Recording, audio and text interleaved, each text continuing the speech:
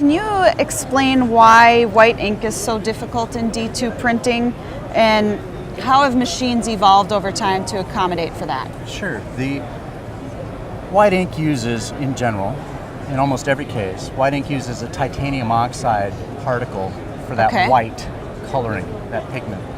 The titanium oxide is heavier than most of the other color pigments. Okay. So it wants to settle in the bottom of a tank or a cartridge. It wants to settle in your ink lines, in the feeds between your storage and your print heads. And when it sits in your print heads, it likes to clump together and settle down in the bottom of your print head. Right. So white ink is problematic because of that. The other issue is that you have to get those particles through the nozzles in your print head.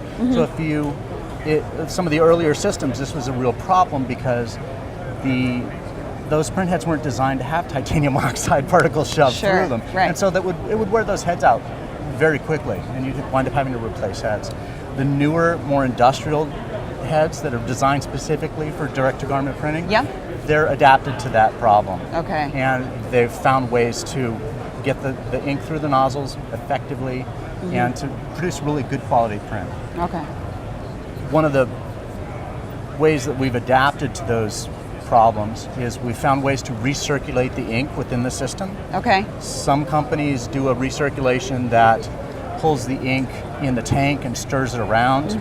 Some companies use a line fed system that pushes the ink through the line and moves all of the ink in the system, not just the ink that's in the cartridge or in the bulk ink tank. So those things they both have positives and minuses.